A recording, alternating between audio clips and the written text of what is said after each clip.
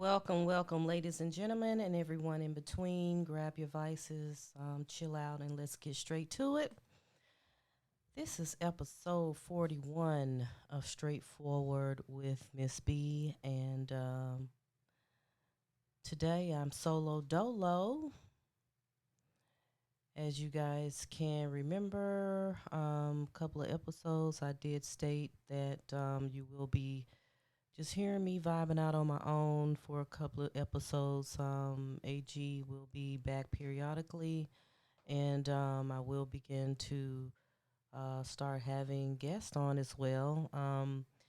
First, before we get into today's discussion, I would like to give a great thank you to Miss Wendy M, mental health counselor who um, was on last week for episode 40, and I definitely appreciated our discussion basically about the basics and fundamentals of understanding, well, actually, the diagnosis of mental health. And we talked about Kanye as well as the fellow Darrell Brooks, who recently was found guilty for the Waukesha Christmas parade shootings. I mean, incident wasn't shooting. I'm sorry. Tragic incident. But I was definitely appreciative of that discussion. Learned a few things myself, and hopefully everybody who has tuned in thus far and tuned into that particular episode appreciated it as well. That was part one of our mental health series.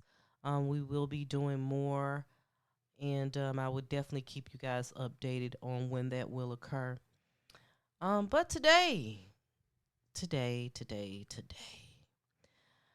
today we come, well, I'm coming with some somber news. As many of you who um, are connoisseurs of hip hop music or just music in general, I'm sure you guys have heard about the untimely death of rapper Takeoff. He is one third of the rap group Migos. Um, his, government name, Kershnik Kari Ball, unfortunately was the victim of senseless violence out in Houston, Texas.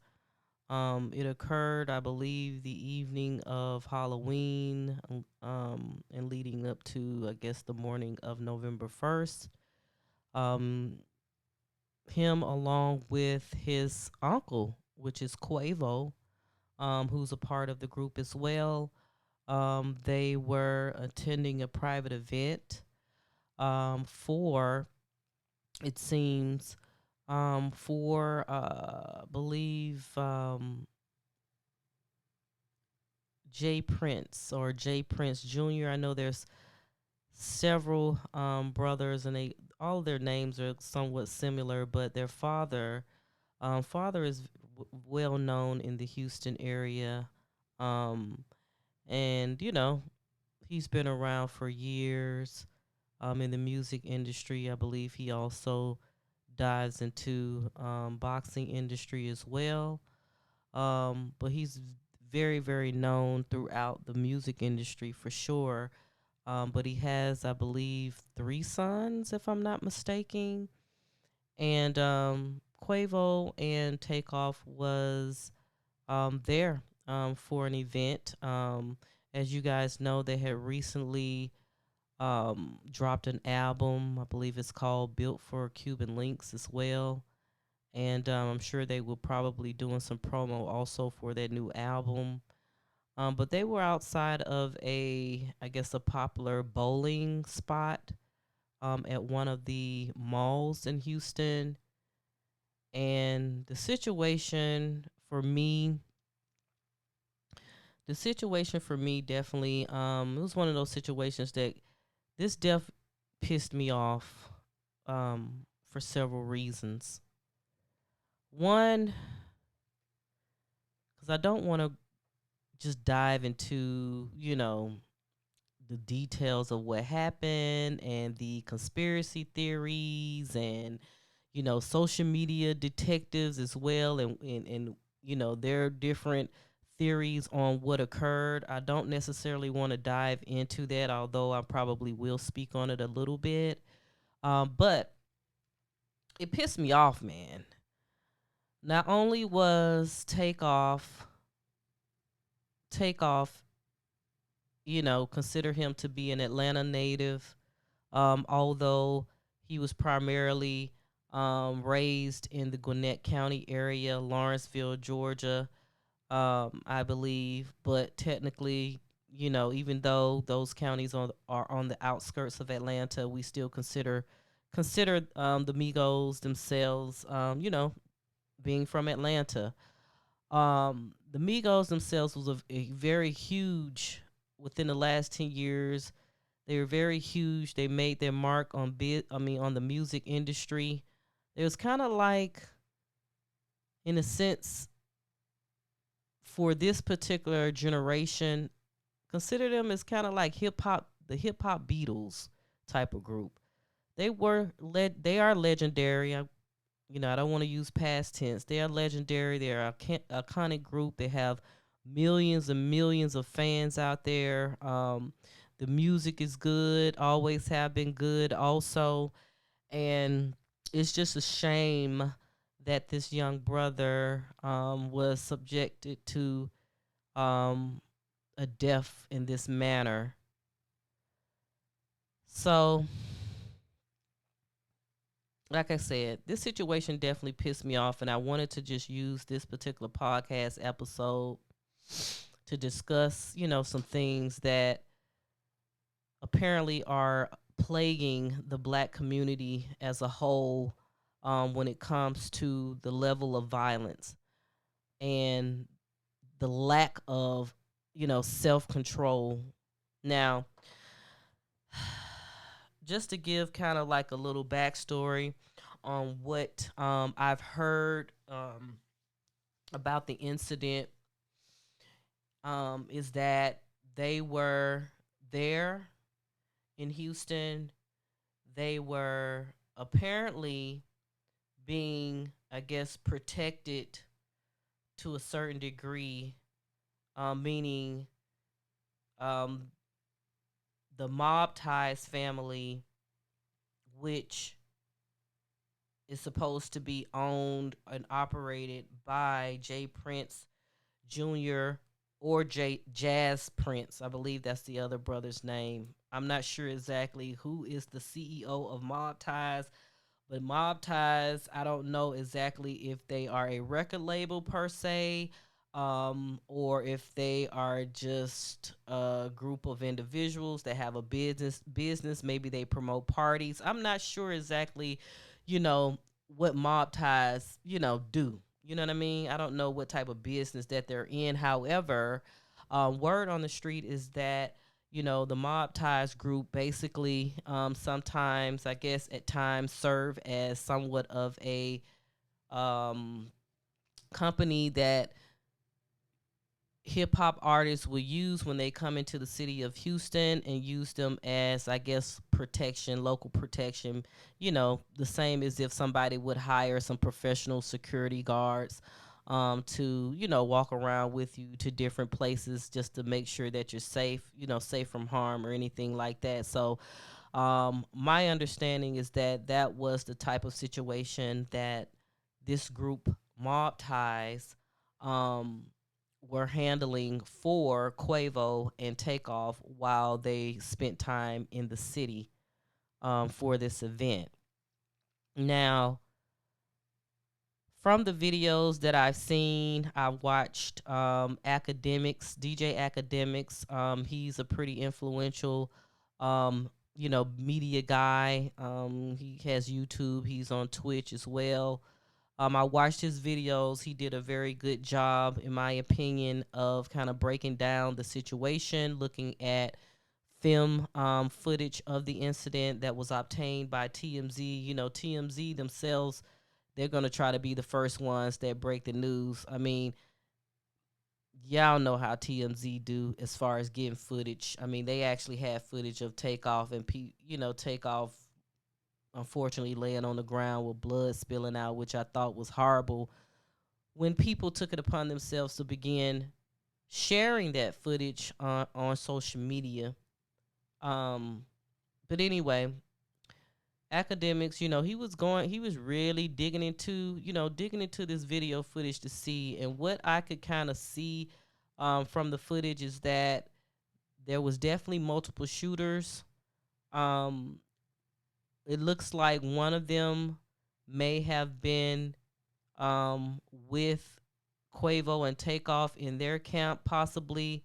Then there's another guy that they keep calling out, a yellow sweatshirt guy um, that was standing close to Takeoff, that kind of looked suspicious, may have been toting the gun as well, and may have been one of the people who may have let off a shot that ended up fatally hitting Takeoff. But then there is the possibility as well of a third individual who may have been shooting, because in the video footage you can hear several gunshots going off. So, but I'm sure that law enforcement is already on the case.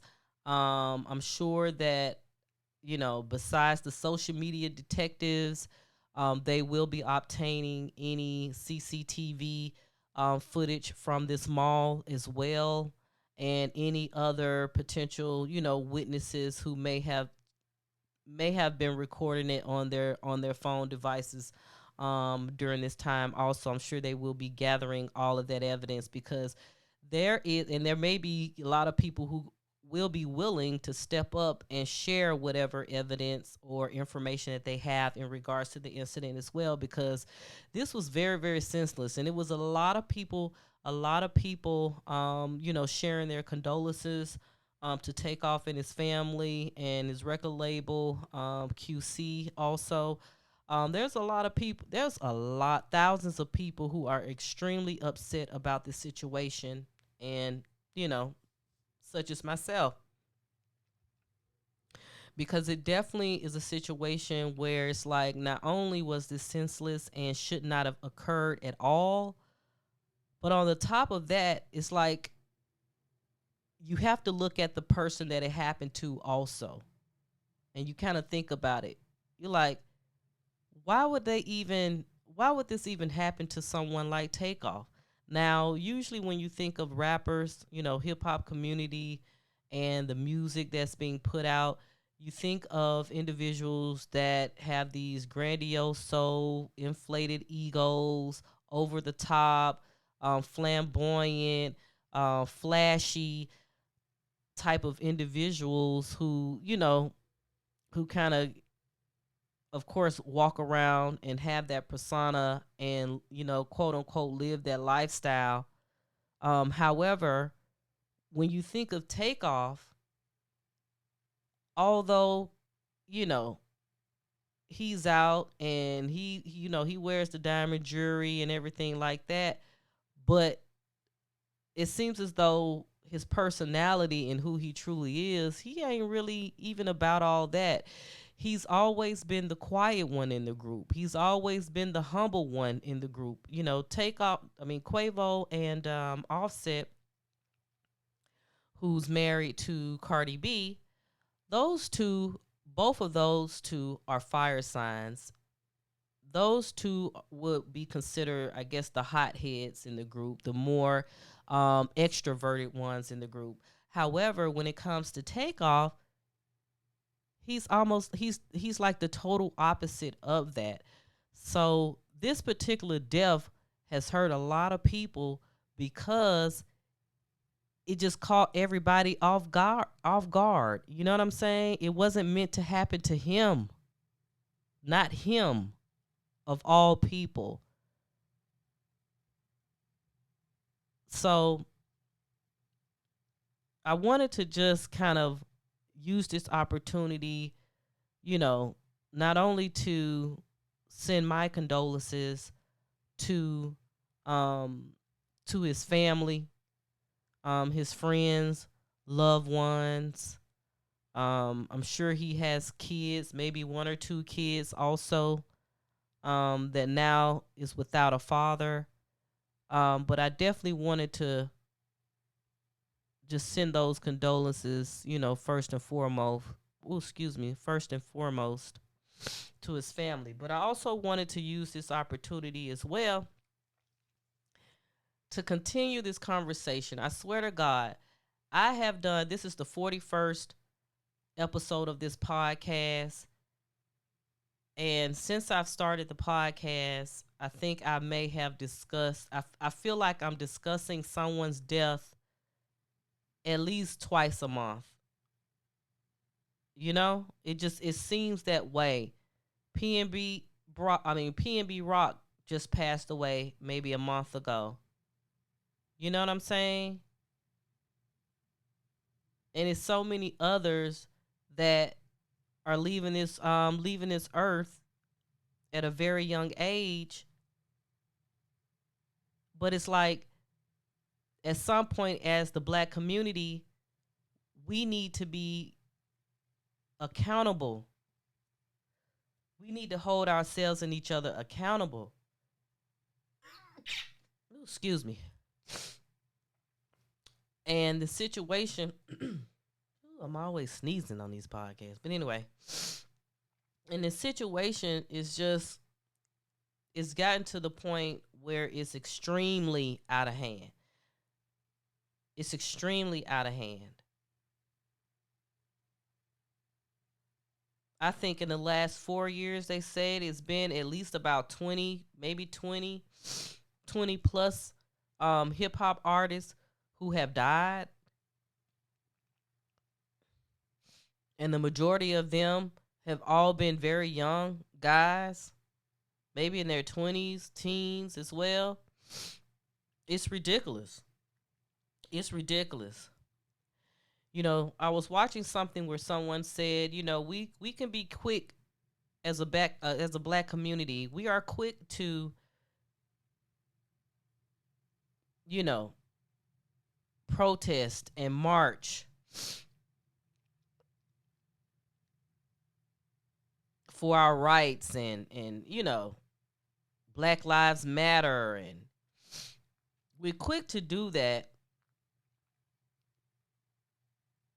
especially when it comes to us standing up for something in the faces of other races, right? But a lot of times we don't keep that same energy for our own. We don't keep that same energy for the black on black crime. And it's almost like we don't give a damn. We don't give a damn about us. Because if we did, we will be keeping that same energy no matter what the situation is, no matter what the situation involves. We will always keep that unified energy.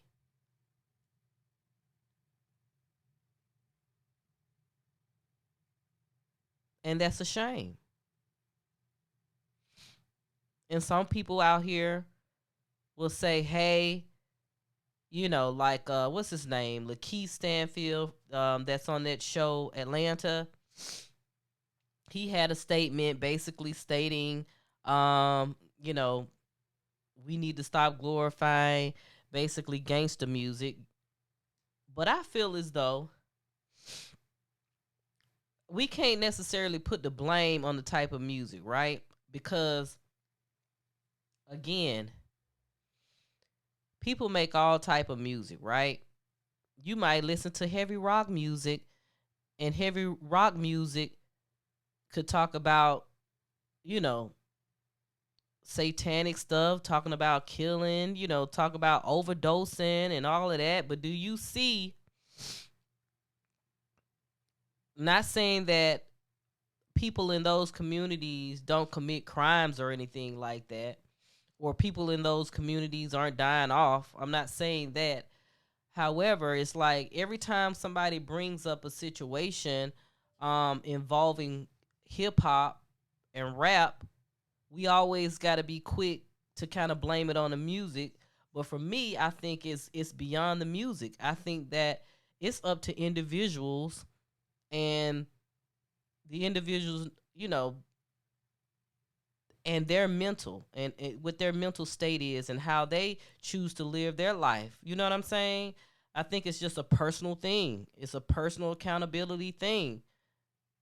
Everybody, like for me, I've listened to rap music and I'm a lover of hip hop. Everybody that knows me knows that I'm a hip hop head, right? That's my favorite genre of music is hip hop. I remember I remember when my mom got me, I believe it might have been Curtis Blow, might have been the first like rap hip hop. Like I didn't grow up with like cable, right? So when MTV came out and they, started integrating hip hop and stuff on MTV and showing videos and stuff like that, I wasn't privy to that. I didn't, unless I was visiting someone else's house who had cable. In my household, we didn't have cable. However, I stayed up on, because I was already into music and in the band, I stayed up on the music, listening to the radio and stuff like that. But I remember my mom purchasing me probably my first hip hop song, which was Curtis Blow, Basketball, I believe. That might have been the first one, or Fat Boys or something like that. But ever since that day, I was a lover of hip hop. And mind you, that was on an 8-track. So that tells you how old I am. But hey, I still look good. But anyway, I say that to say my love of hip hop has spanned it over a long period of time. And then around the late 90s, well the late 90s, here comes Tupac. Here comes this other type of form of hip hop. There was a lot more grittier. There was a lot more street based music, a lot more, violent talk or misogynistic, speech and stuff like that inside the music. I still didn't fray away from it. I continue to be a lover of hip hop despite the type of music that I was hearing as far as like the lyrics go, right? And then that kind of merged into trap music. And I love trap music. And Young Jeezy, who goes by just Jeezy now, is one of my favorite rappers. Tupac is number one, and Jeezy is number two as far as my favorite rappers. But despite the type of music and the words and the lyrics within their music that I heard on a constant basis, I personally didn't go out and try to emulate that. I didn't think because of the music that I'm listening to, oh, I need to be extra hard. Oh, I need to go out here and sell drugs. Oh, I need to go out here and shoot me somebody. It just didn't make me do that. So for me, and in my opinion, I don't think that music could maybe fuel it. You know what I'm saying? Because they do say, um, people say like once you begin to do something habitually, over and over and over again, it does kind of play with your psyche a little bit. And that may happen to, to some people. However, I don't think that the full blame should be on the music aspect of it. Instead, it should lie on the individuals involved. But not to get too deep into that, I definitely wanted to take this opportunity and I wanted to play this Breakfast Club little snippet real quick. And this was Kevin Liles. Kevin Liles, who's a music executive, he's been a music executive for a number of years. He sat down with the Breakfast Club and was talking to Charlemagne. And yeah, I wanted to play this for y'all. So here it goes. hip hop, the music, either become or always been a deaf lifestyle? What do you say to that? I live it, and I haven't killed anybody, and I consume more hip hop and been part of hip hop than most people.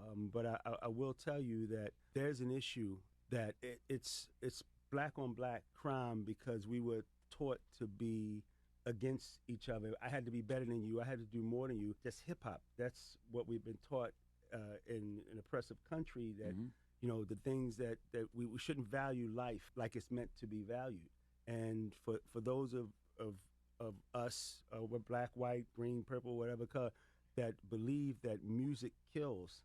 No, gun kills. Lack of education kills. Racism kills. White supremacy kills. Those are the things. And I don't believe hip hop kills people. I believe people kill people. And hip hop provides a lot of opportunities for people too, for the artists, for the people that work with the artists, for people that have anything to do. I think that it has done a lot for us. Some people will tell you that hip hop saved their life.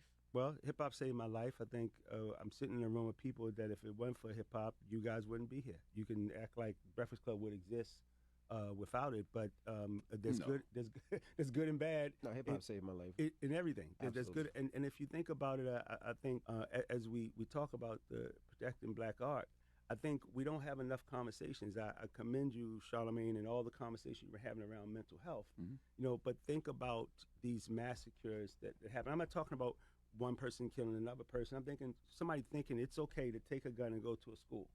It's okay to take a gun and go to a church. That's not hip hop. Mhm.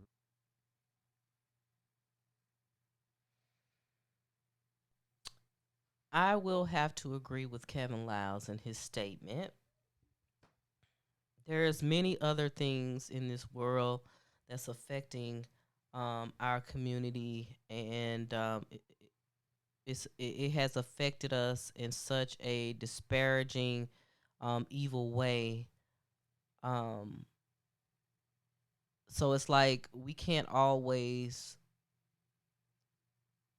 point the finger at just hip hop when it comes to comes to these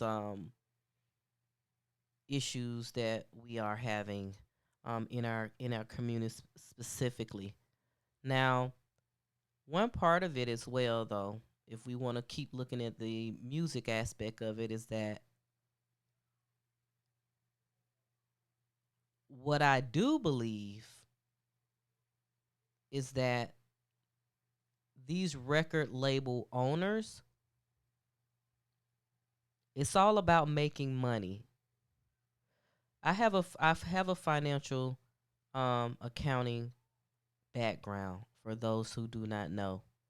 And one thing I've learned over the years working for corporate America is that everything boils down to the almighty dollar.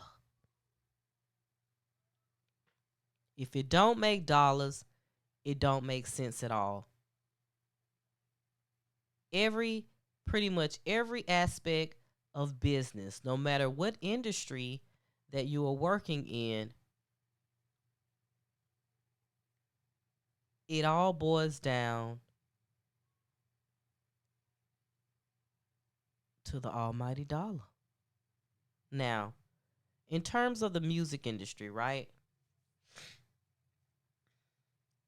It's evident that the hip hop culture has made record labels, um, companies who work with record labels, companies who utilize hip hop artists to promote their products, sell products as far as endorsements, sponsorships, and things of that nature. All of these companies have made billions of dollars on the backs of these hip hop artists, right?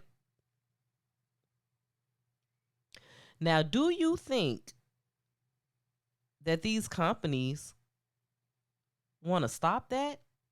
Hell no. Hell no, they don't want to stop it. They want to continue to make money.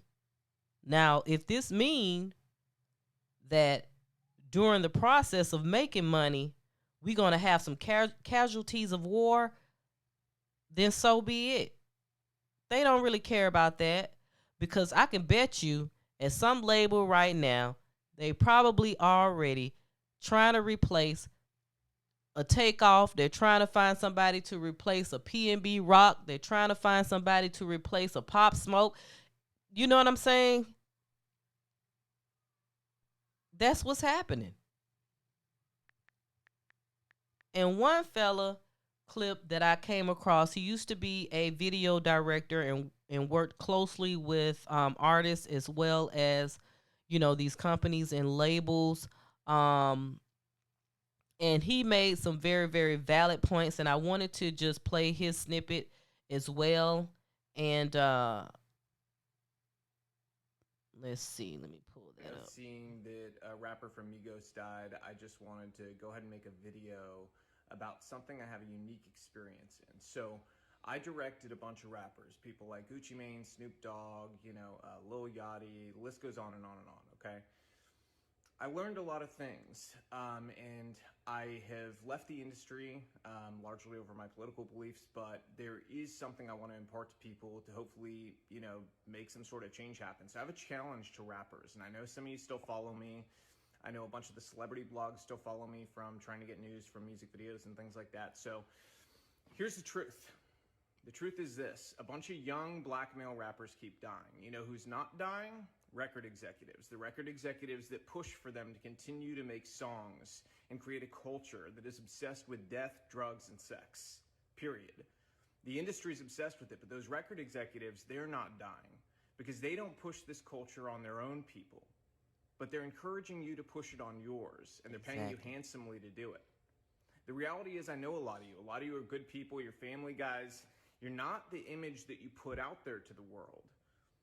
Why? Why don't you be the example? Stand up. I challenge you. Be the example. Make music about the culture you want to see. Don't just get online today and talk about how, whenever a rapper makes it, his own people take him down. Don't just make those videos. Don't be sad. Don't rest in peace. None of that stuff. Be the change you want to see. Inspire it in your community. Reach out to other rappers and say, we have to stop. We're being used. You've been used for a long time. They create this paradigm to make you believe that you're so important and your celebrity status is worth so much, but in truth, you're a pawn in their game and you always have been. The government has wanted to hold down communities of people in different ways through different methods for a very long time. Their method in the black community has been to use entertainment to create a culture obsessed with death, drugs, sex, and money, so that they could create a false paradigm of what happiness and what success really was.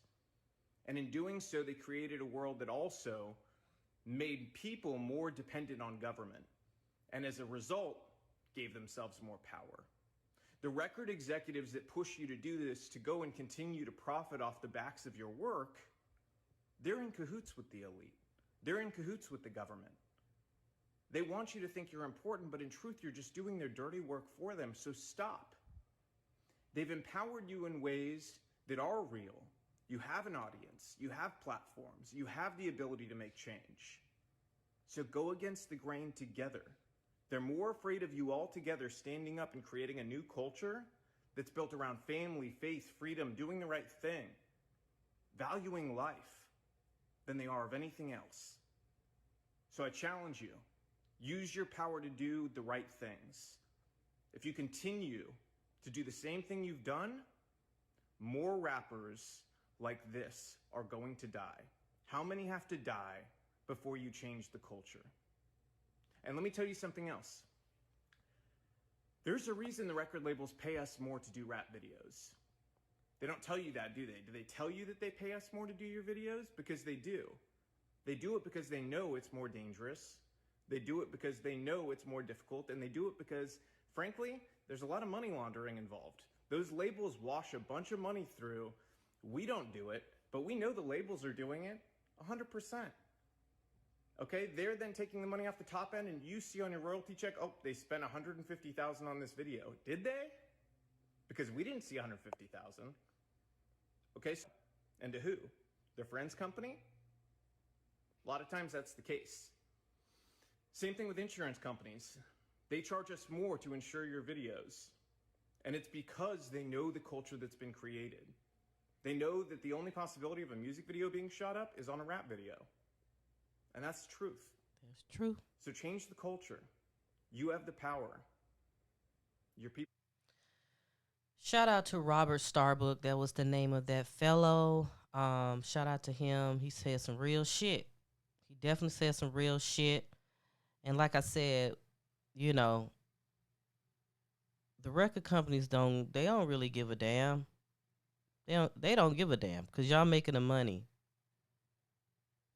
And when one die, they find somebody else to replace it because the unfortunate thing is as well is that in the black community, it seems as though the kids only aspire to do a handful of jobs, as far as like their future careers. Everybody want to be a rapper. Everybody want to play ball. You know, it's like where the blue collar workers at? Don't nobody want to become a plumber, electrician. They might want to do be a lawyer or a doctor. Dang. Like it's so many other jobs out here and careers, that pay good salaries, but everybody just want that flashy lifestyle. And it's unfortunate because, you know, for decades and decades we've been so oppressed. So it's almost like it was inevitable for, now the black community once they get a little money, they start to act this way. You know what I'm saying? Like I said, flamboyant, flexing all the time, you know? And who's at the forefront of being famous and fame itself are the ball players, are the musicians, hip hop artists. And so the kids see this. It's almost like when you grew up, and I don't know where, our listeners and what type of environments you grew up in, but I grew up in the heart of west side of Atlanta. And so usually when you grow up in these communities, these low income communities, there's always going to be one or two that considered to be the man in the neighborhood. You know what I'm saying? The man on these streets, whether he was a drug dealer or what. But we always have that, one or two people that kind of stood out, and they were the flashy ones. They the ones that drove around in the nice cars, and if the person happened to be a drug dealer as a child, you're aspiring to become that. You want the nice cars, you want the nice house, you want to wear all the flashy jewelry. You know what I'm saying? But we need to change our mindset. Like Mr. Starbucks said, we have to challenge ourselves as a community, as a genre, hip hop genre as well, to want to do better, to be better people, to want to live peacefully, to have respect for the fellow man. Just because you see another black man that got, something that you may want to have, and a lot of times both of y'all could be on the same level as far as like financially, and socially. But for some reason, you just, unfortunately, you just cause violence on that person for no apparent reason, or cause violence on these innocent bystanders who just happen to be in the crowd or in the area. Your mom, your daughter, your cousins, these people just there. You know what I mean? Maybe enjoying the atmosphere, just walking down the street or whatever. But yet, because y'all come and just spray the neighborhood, all these innocent people and kids as well are dying. So when are we going to wake up? When are we going to wake up? And then hearing about this Takeoff situation, and like I said, some of the theories that I've heard about it, if it was our own, the way that the J. Prince Jr. Son fucking walked past Takeoff, he ain't look at the nigga, he ain't say damn, he ain't drop a tear, he just walked past that nigga and went back in the bowling alley. And excuse me for saying nigga, but I'm mad. But he just went back into the bowling alley and basically told some girl, "Don't ask me about this shit," or some shit like that. That's crazy. That's crazy. Especially if Quavo and Takeoff was there because of you and under your so-called protection. Man,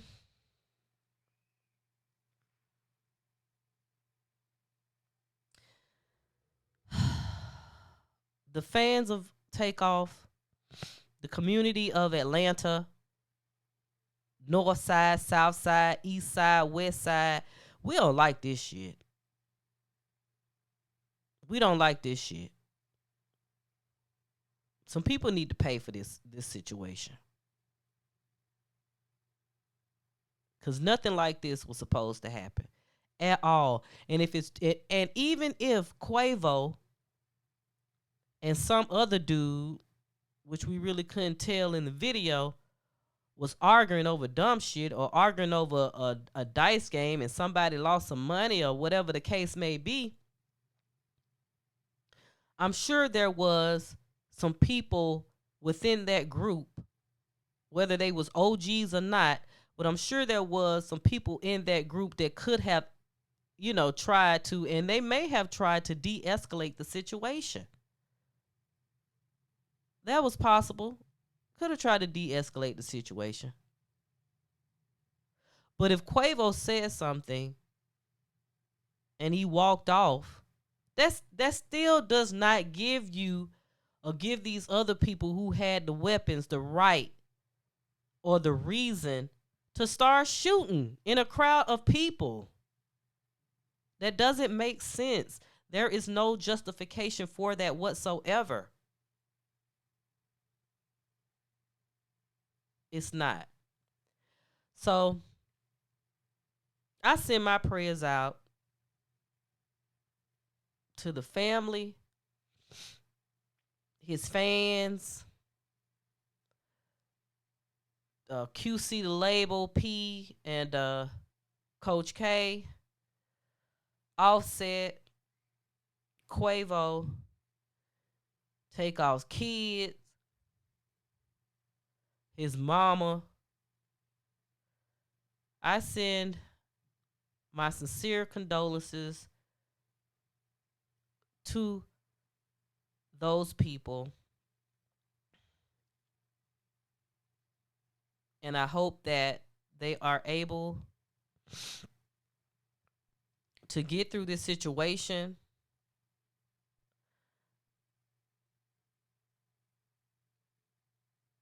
and try to understand that sometimes, we all got to die, right? We all got to die. And even though we know for some people, just like Takeoff, they go too soon. They leave us too soon. And we may feel like it's not right. However, we must always continue to rely on our faith, our spiritualness, and understand that, sometimes things happen for a reason. I hope that Quavo and Offset, because they've been beefing, and it seems as though the group has split. But Takeoff and Offset, I believe, still maintain a relationship. Offset is actually their cousin. I hope that Quavo and Offset, despite the circumstances, I hope those two gentlemen are able to, come together and squash their differences for the betterment of not only themselves, their own families, their careers, the Migos group, because it's just them two now, and they need to, continue to make sure that Takeoff's legacy, lives on. So I hope those two gentlemen can definitely squash whatever it is that they got going on. For anyone that was involved in this senseless killing. And shout out to also, I'm glad to know that the other two shooting victims, I believe one of them was, now mind you, all of these individuals are in their 20s. The other It was another male and a female that both got shot, but both of them, I believe, had non-critical injuries, and they may or may not be out of the hospital now. But I send my prayers to them as well, for a speedy recovery. But as a community, as a whole, we all need to do better, for sure. Definitely stop the violence everywhere, not just here in Atlanta, in my city, or not just in Houston, but all over. We just, the young kids are running amok, and all of them seems as though they have weapons. And we definitely need to do something about it, because, we got to stick together as a community. We have to. But we can't stick together if there's nobody left in that motherfucker. If everybody's gone and we've depleted everybody by killing each other off, then what we sticking up for the community for? You see what I'm saying? So, anyway.